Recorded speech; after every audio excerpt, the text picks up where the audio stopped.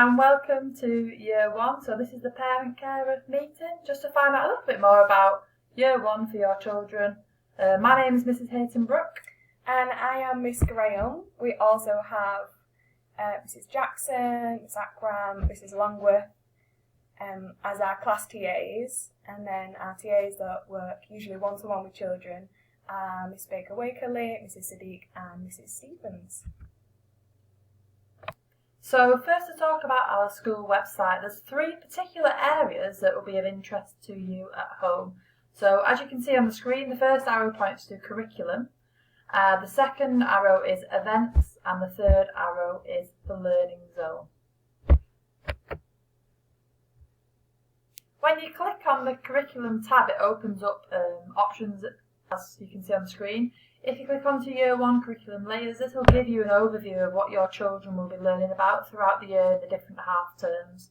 The knowledge organisers are a document that state the learning objectives for each lesson within the sequence, key knowledge and vocabulary which you may want to discuss at home, have a chat about, see if your children can remember what it's about, and also key knowledge amongst some other things such as visuals and pictures. The second arrow pointed to the upcoming events. On here you'll find out about whole school events, including sporting activities, any stay and play or stay and learn activities. So it's worth keeping up to date on here, as well as checking out the weekly newsletter, which Mrs Brannigan posts on our Facebook page every single Friday, and Twitter as well.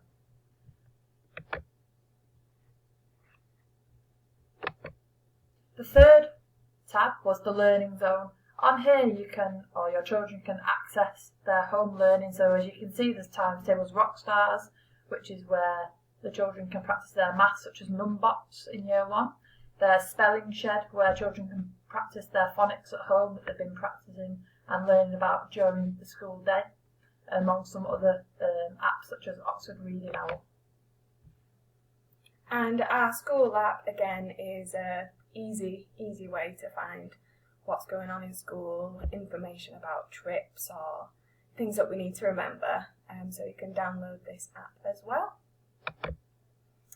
So our school uniform, as you all know, we love to make sure all of the names are in your child's school uniform, because as you can imagine, when the children are getting changed for PE, it can get quite chaotic. So in their shirts, their trousers, their jumpers, the name needs to be in everything, please.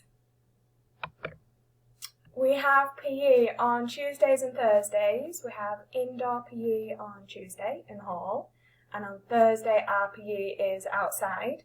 So please make sure that your child has their PE kits in, and we send them home every half term so they can get washed.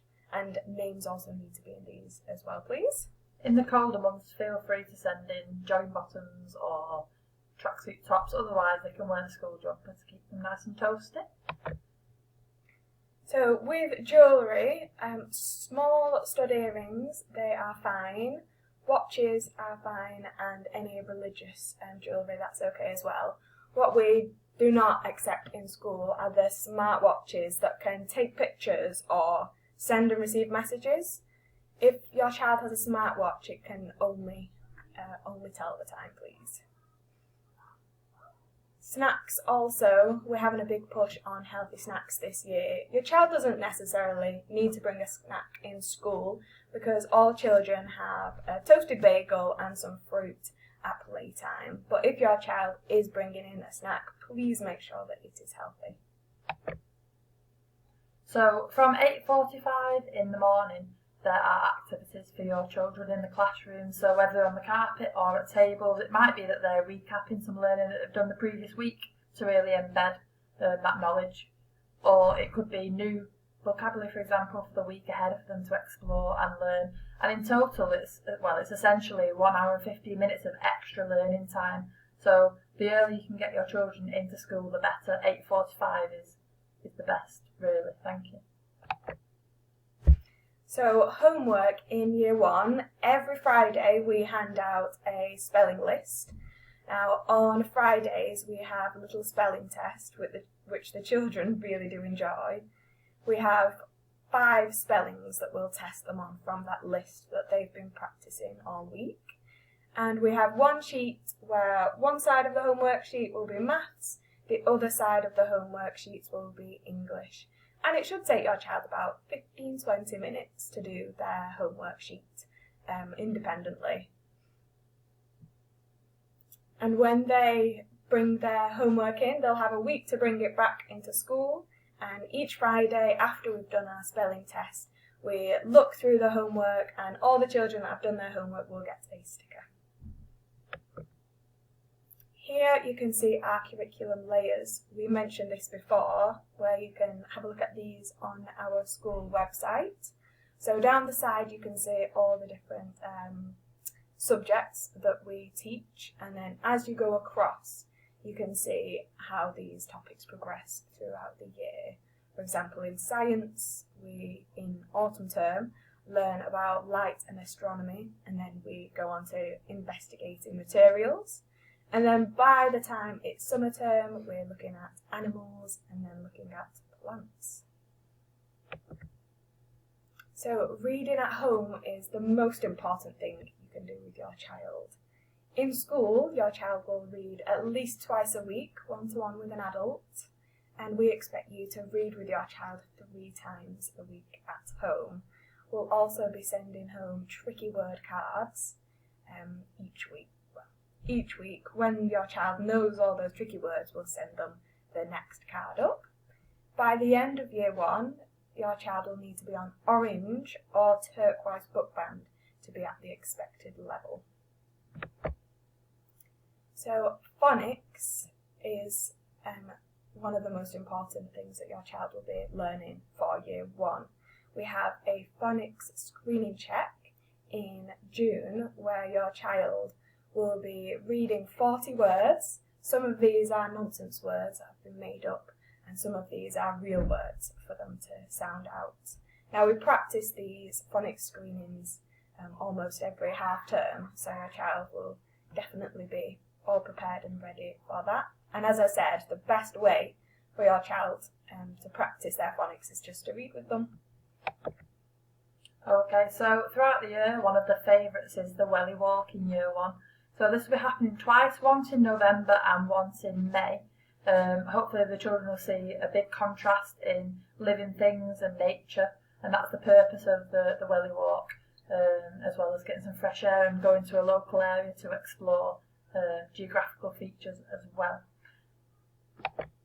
We'll be having 3 Stay and Learns events as well, where parents, carers and family members are welcome to come along.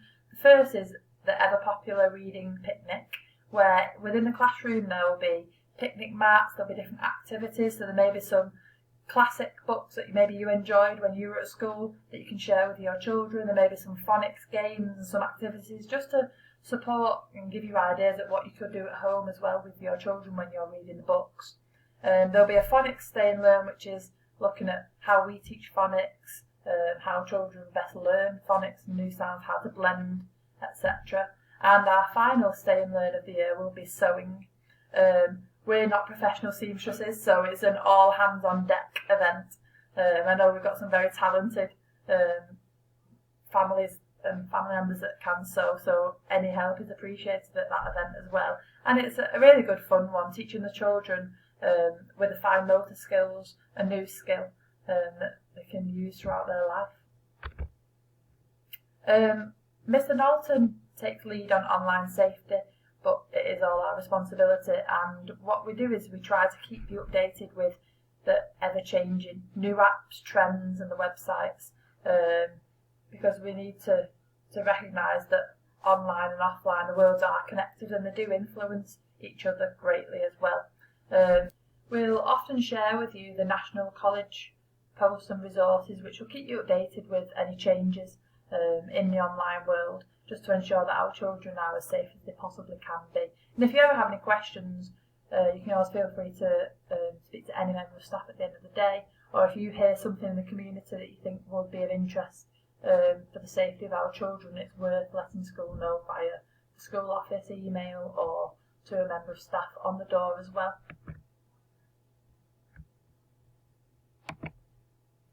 So this is our governing body. and you'll see I'm on the end of the top row there as well. The governors play a really important role. So the first picture lady in the blue top is Katie Dern, who's our head of governors even. And then there's some staff members in there as well, Mrs Hodge and Mr Abraham. And then we've got some parent governors and then governors from different schools. And each of us have different roles in ensuring that we can make our school be the best it can be. And our role really could be described as a critical friend to the staff and the leadership team. You may see some of the governors in the playground or at the doors at the end of the day. And if you have any questions about the governing body, then there's lots of information on the school website, and we're always happy to answer questions as well in person.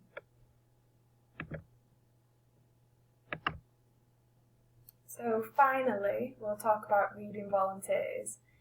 If you've got an extra hour that you could spare in your week and you'd love to come into school and read with some of our amazing children, then come and speak to the office and they can sort out you becoming one of our reading volunteers. Thank you for watching and listening, and hope to see you soon. We look forward to meeting you soon. Bye.